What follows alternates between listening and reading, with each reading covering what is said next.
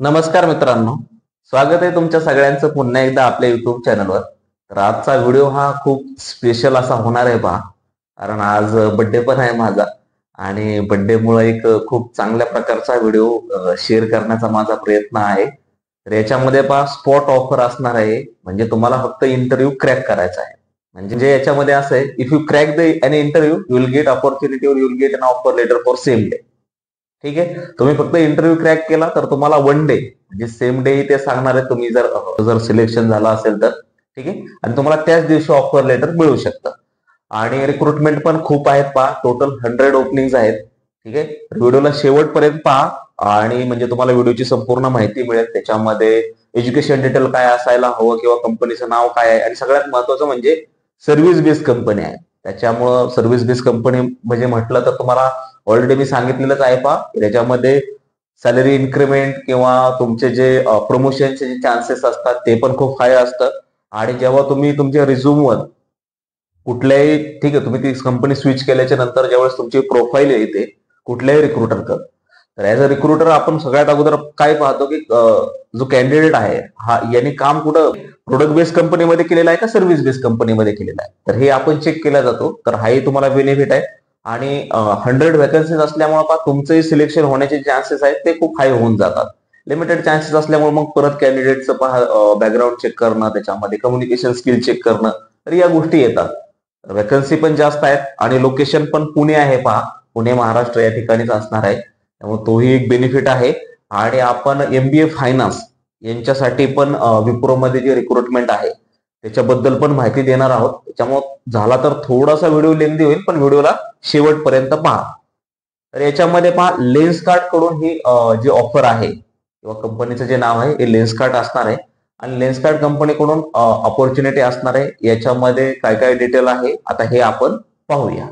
तर लेन्सकार्ट मध्ये हायरिंग कशासाठी आहे हे समजून घ्या पहा. तर याच्यामध्ये सेल्स असोसिएट आणि स्टोअर मॅनेजर यांच्यासाठी हा जॉब असणार आहे. तर याच्यामध्ये जॉब डिटेल्स काय काय दिलेले आहेत हे आता आपण पाहून घेऊया. तर सेल्स असोसिएट मध्ये त्यांनी काय सांगितलंय पहा, की cells associate is responsible for providing the best customer experience in the stores by providing high standards of selling services to the customers. Stores मध्ये त्यांचं माहिती आहे बा काय काय काय चालणार आहे, तर सेल्स करायचं आहे. याच्यामध्ये कस्टमर फोकस आपला असला पाहिजे, कस्टमर कन्व्हिन्स झाले पाहिजे, त्यांना इन्फॉर्मेशन प्रोव्हाइड करणं हे या प्रकारचे काम असलं पाहिजे. प्रोडक्ट रिकमेंडेशन दिलं पाहिजे, प्रोडक्ट बद्दल माहिती समजून सांगितली पाहिजे. ठीक आहे ना. तर रिलेव्हंट त्यांनी जे क्वेश्चन्स विचारले आहेत त्या क्वेश्चनचे तुम्हाला आन्सर आली पाहिजे. पंक्च्युअल तुम्ही असला पाहिजे, पोटेन्शियल तुमच्याकडे हाय असलं पाहिजे, कस्टमर कन्व्हिन्सिंग स्किल असायला हवं. मला तुम्हाला फेस टू फेस इन्फॉर्मेशन द्यायची आहे, त्याच्यामुळे तुमच्याकडे प्रोडक्ट नॉलेज असणं गरजेचं आहे. ऑब्व्हियसली तुम्हाला प्रोडक्ट नॉलेज हे प्रोसेस ट्रेनिंग मध्ये दिल्याच जाणार आहे. पण सेल्स असोसिएटची प्रोफाईल कशी असायला हवी जे त्यांनी जॉब डिस्क्रिप्शन दिलेलं आहे, स्क्रीनवर तुम्हाला दिसतही असेल, तर ते एकदा मी एक्सप्लेन करायचा प्रयत्न केलेला आहे. त्याच्यामध्ये पहा त्यांचे SOP आहेत. ठीक आहे ना.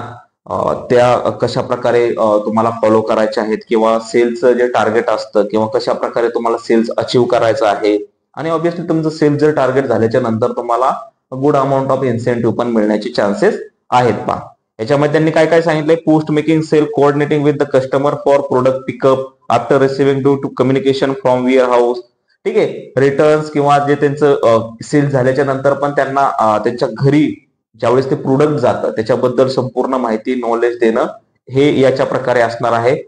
त्याच्यानंतर स्टोअर अपकीप अँड मेंटेनन्स. ठीक आहे ना. स्टोअर मध्ये जे काय काय सांगितलंय की maintaining the store as a Lenskart standards, cleaning the frames and other equipment regularly and ensuring there is a no deviation as per the SOP. ठीक आहे. आता याच्यासाठी पहा क्वालिफिकेशन काय काय असलं पाहिजे किंवा तुमचं पर्सनल ऍट्रिब्यूट्स काय असायला हवे. त्यांनी काय सांगितलंय पहा, मिनिमम क्वालिफिकेशन याच्यासाठी जे सांगितलंय 12th पास असेल तरी तुम्ही अप्लाय करू शकता, म्हणजे अंडर ग्रॅज्युएट. अँड ग्रॅज्युएट असेल तर त्यांचं म्हणणं आहे की आम्ही प्रिपेअर्ड देऊ. ability to build rapport and trusting relationships, ability to understand and unstated needs of the customer and offer solutions. स्क्रीनवर तुम्हाला सगळी माहिती मिळतच असेल पहा. त्याच्यानंतर सेकंड जी पोझिशन आहे त्यांच्याकडे तर ती आहे स्टोअर मॅनेजर यांच्यासाठी.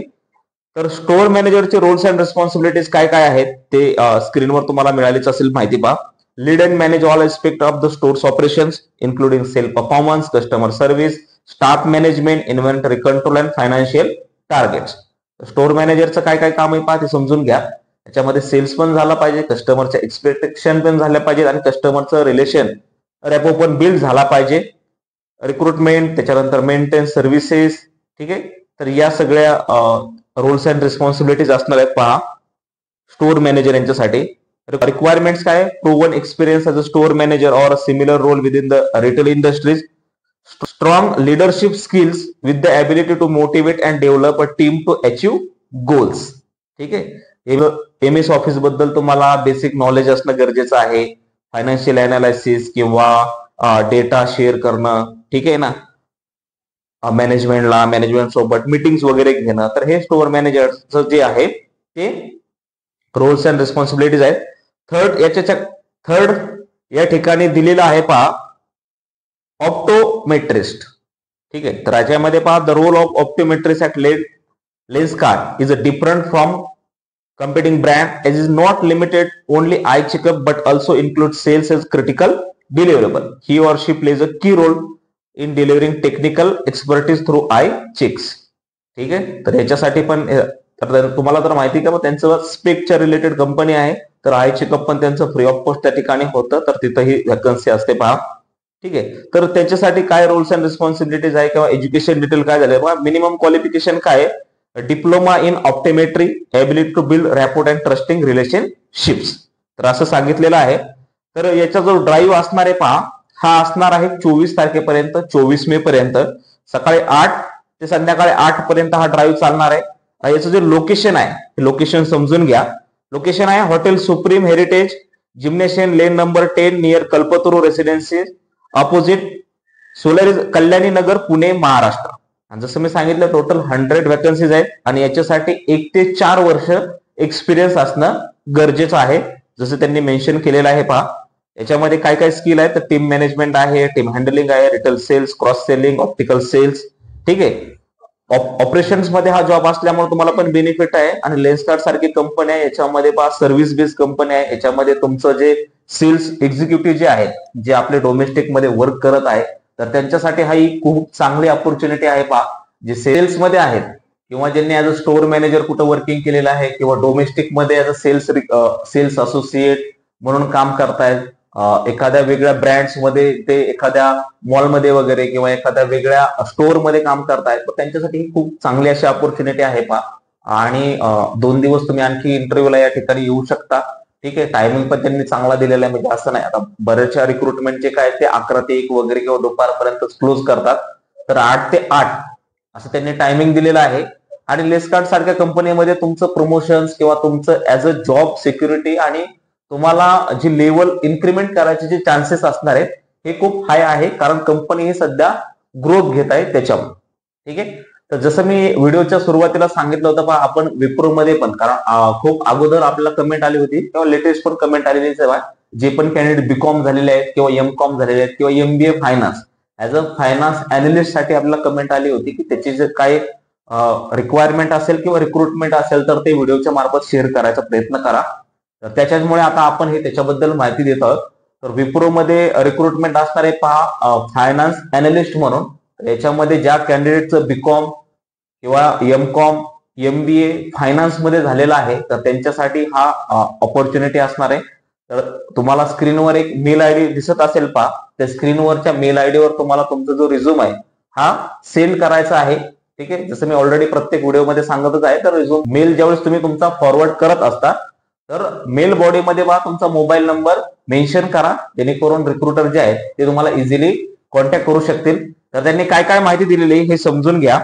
तर विप्रो मध्ये जी आपल्याला डिटेल आलेली आहे पहा, तर याच्यामध्ये त्यांनी काय सांगितलेलं आहे की रोल जसं सांगितलं मी फायनान्स अॅनालिस्ट राहणार आहे, should be flexible working in shift, experience त्यांना पाहिजे बा फ्रेशर ते 1 वर्ष एक्सपिरियन्स असेल तरी ते इलिजिबल आहेत. क्वालिफिकेशन काय एमबीए फायनान्स एमकॉम बीकॉम आणि लोकेशन पुन्हा एकदा पुणेच राहणार आहे आणि वर्क फ्रॉम ऑफिस असणार आहे. Looking for immediate जॉईनर्स.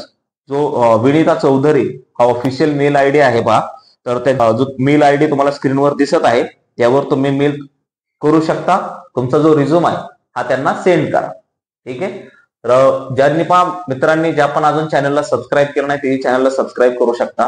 कारण आपण पहा डेली कुठल्या ना कुठल्या विषयावर किंवा कुठल्या ना कुठल्या जॉबच्या रिलेटेड व्हिडिओ शेअर करायचा आपला प्रयत्न असणार आहे. ठीक आहे. हा व्हिडिओ तुम्हाला कसा वाटला हेही मला कमेंट करून नक्की सांगा. व्हिडिओ आवडल्यास चॅनलला लाईक शेअर आणि सबस्क्राईब करायला विसरू नका. भेटूया अशाच पुढच्या व्हिडिओमध्ये. धन्यवाद.